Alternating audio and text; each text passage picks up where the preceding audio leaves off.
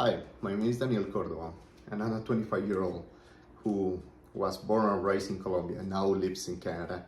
And now my next challenge is trying to grow the company my parents from Colombia to be able to export to different countries like States and Canada. Why? Well, that's the main question, right? The target. Well, I'm targeting the USA market and the Canadian market. And this is what I went through. The organization is pretty much structured like this: sales, production, and delivery.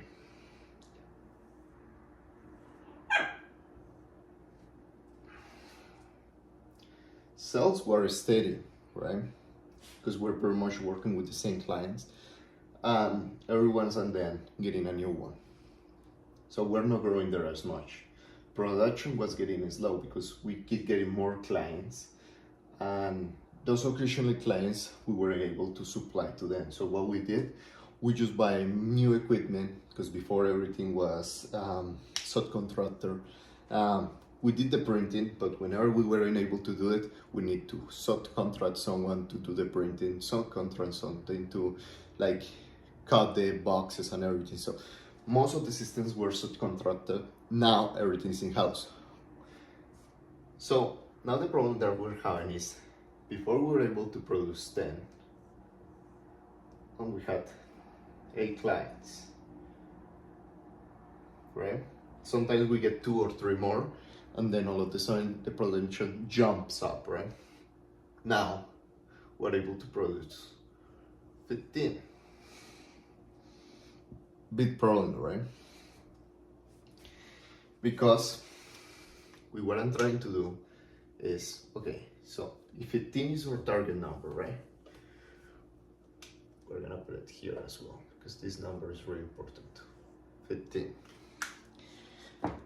And we're saying that like we're just able to produce for these clients with the current level of the equipment and the personnel that we have in the company. What do we need to do to make those tickets more valuable, right? So let's say that 8 are already taken. So that just leaves us with 7. Out of those 10 tickets, which market I'm gonna go to? Okay, this is the conversion rate. You sell to the Americans, same product, it's gonna be pretty much the same price. So let's say you sell to compression socks, okay? We make boxes for compression socks, right? 1 cup, Colombian currency, Colombian peso. The Colombian peso converts to 4 US dollars, and then that converts to 3 Canadian dollars. More or less, can change, but that's what is more or less pretty much right now. So if we want to target any of these 2 markets, what we need to do, okay, sales had to be directed towards this market. Why is that? Because in production, let's say that we sell the box for $1, right? So in Colombia, we get $1, 1 USD. Oh, let's just say like we get 1.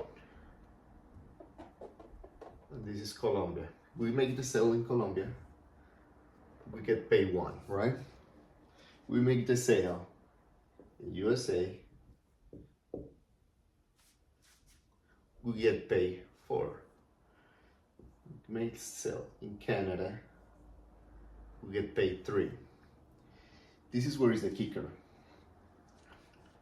To produce this one, let's say that right now we had to make 0.5, right?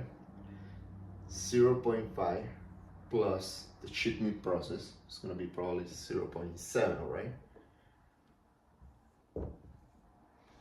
And in Canada, probably it's a little bit more like, so 0.6. That's how much it's gonna take us to import everything, pay the shipment, pay all the duties.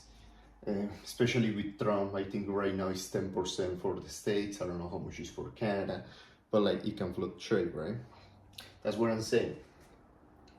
To make this, it's gonna be more expensive to make and ship this.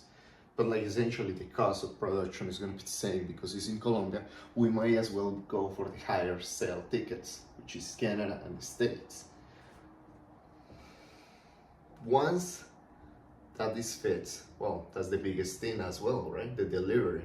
So in Colombia, we had a market of 50 million people.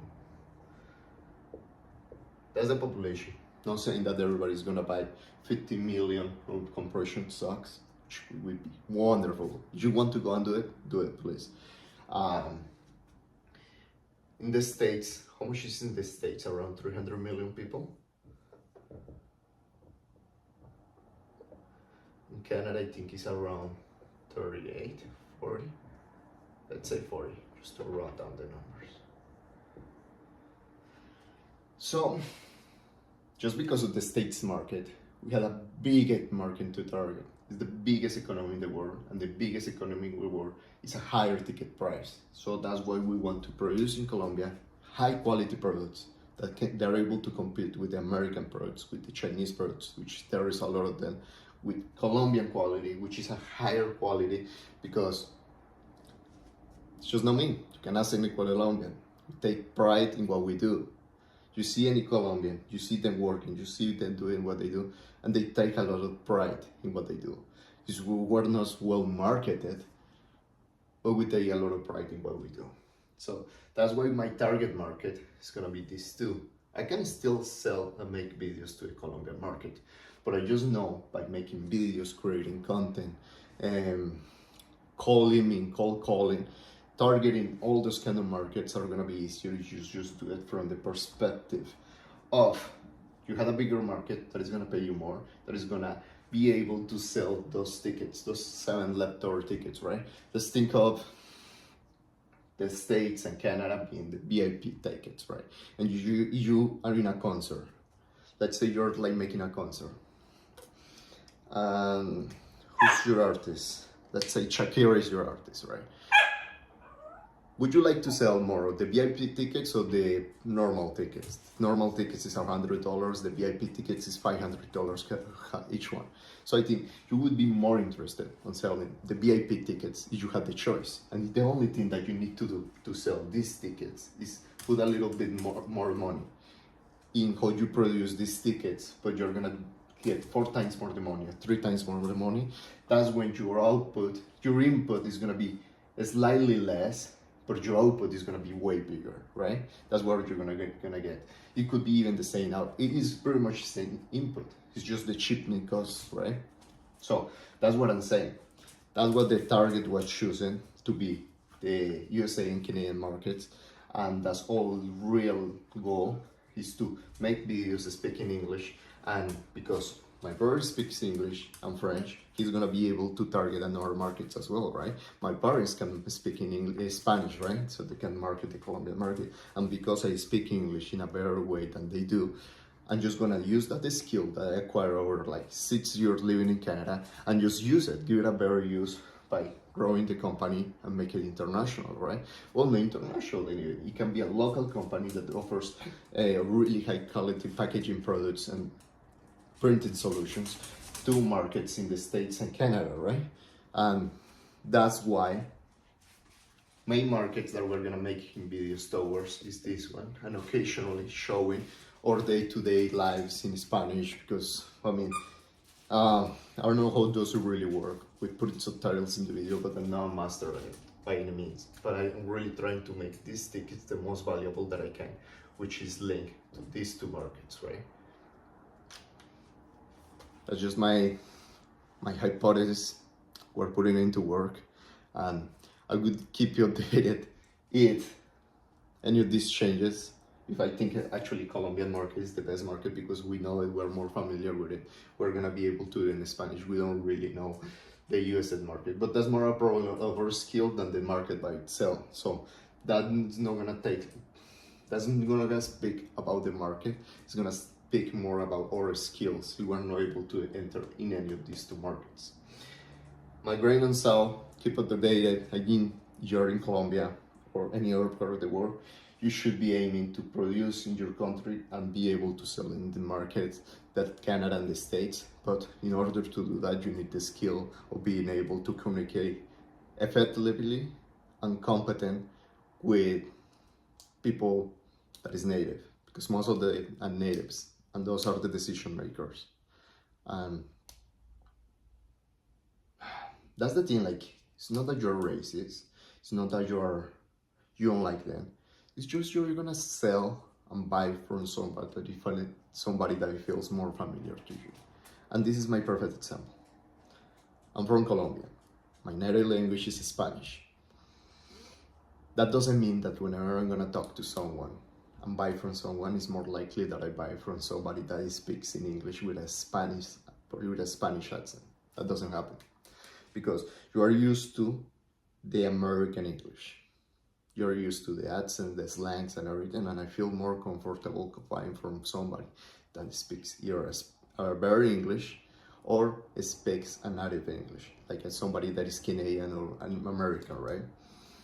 And that's what I think you should be putting a lot of work and a lot of reps and making videos. And like, after I upload this video, because I'm not gonna make it again, I'm gonna go see what did I mispronounce, where should I put more intonation, what words are having a really time trying to pronounce, or connect my ideas, or putting my thoughts out there, right? Like, anything, you need to put a lot of feedback in yourself in order to be able to get to these 2 markets. It requires a skill, but like as well, the payout is way bigger.